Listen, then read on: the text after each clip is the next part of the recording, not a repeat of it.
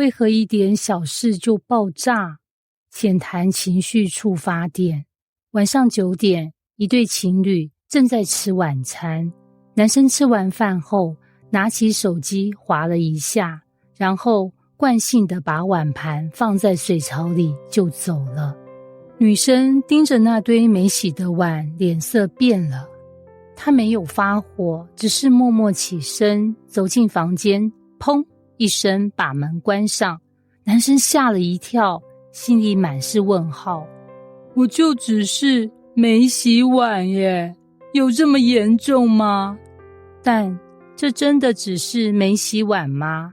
他心里的火山早已悄悄积压许久，也许是过去每次他提醒都被敷衍了事，也许是他觉得自己一人扛起整个家的责任，却从来没被感谢，也许他只是今天上班已经很累，只想有人分担一下。那一个没洗碗的瞬间，只是点燃整座火药库的火柴头。情绪触发点，那颗让你突然爆炸的按钮。你有没有过类似经验？老板随口一句，这你也会搞错，你瞬间情绪炸裂，却说不出来为什么。在车阵里被人逼车，你心跳加速，嘴巴开骂，好像全世界都欠你。有人笑着说，你太敏感，你反而更加委屈与愤怒。这些看似小事，为什么仍让我们瞬间情绪失控？关键就在于一个看不见的东西，情绪触发点。情绪触发点就像你内心那颗感应地雷，表面上你冷静如水，实则只要踩到那个点，就会引爆一连串激烈反应。而这些触发点通常藏得很深，甚至连你自己都不知道在哪里。为什么现代人似乎越来越容易一点就爆？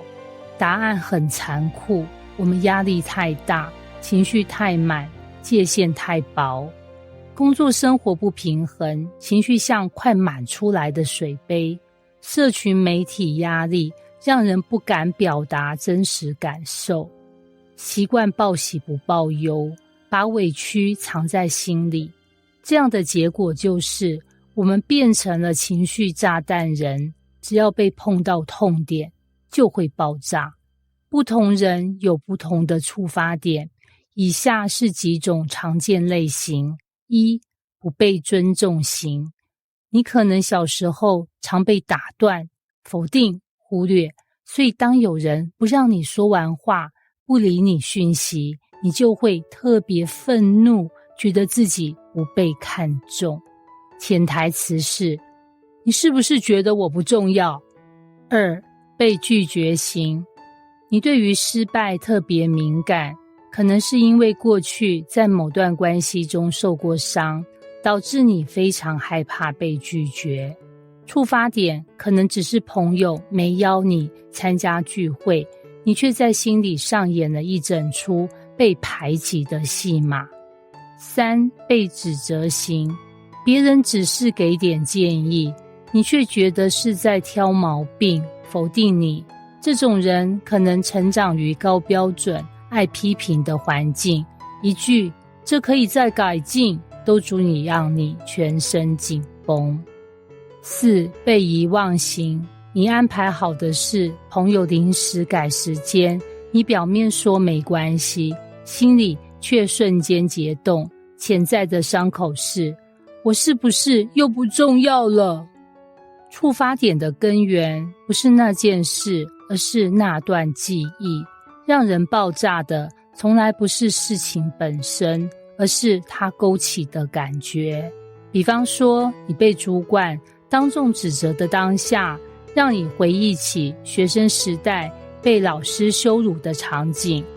你另一半玩手机不理你，让你想起儿时父母忽略你哭泣的模样。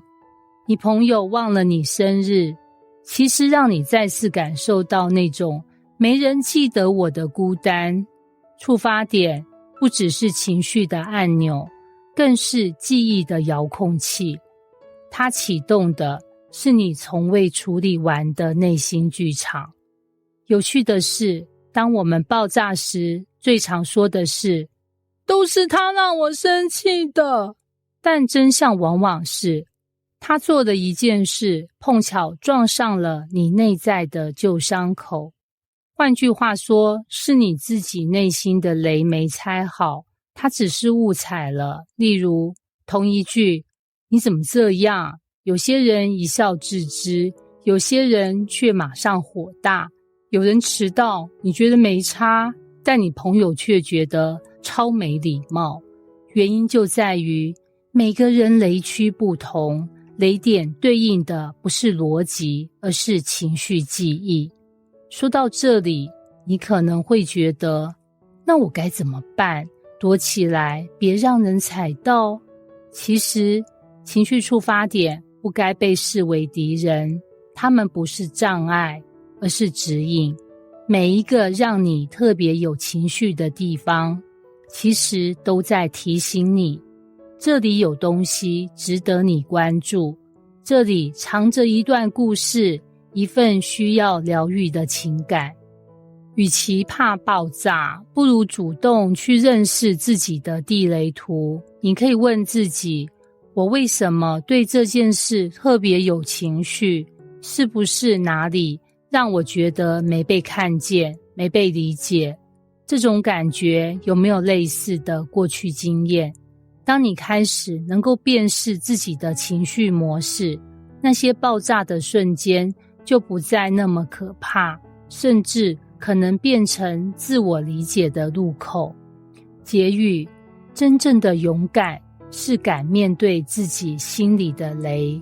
最后，我想留给你一个画面，想象你内心有一张地图，过去的伤、未处理的情绪、被忽略的需求，像一颗颗埋在地下的地雷。这些雷不会因为你忽略它们就消失，它们只会在某个无预警的时刻突然爆炸，让你受伤，也让别人受伤。但如果你愿意拿起扫雷器，开始一颗颗挖掘、拆除，你会发现，原来爆炸背后是你对爱、对理解、对尊重的渴望。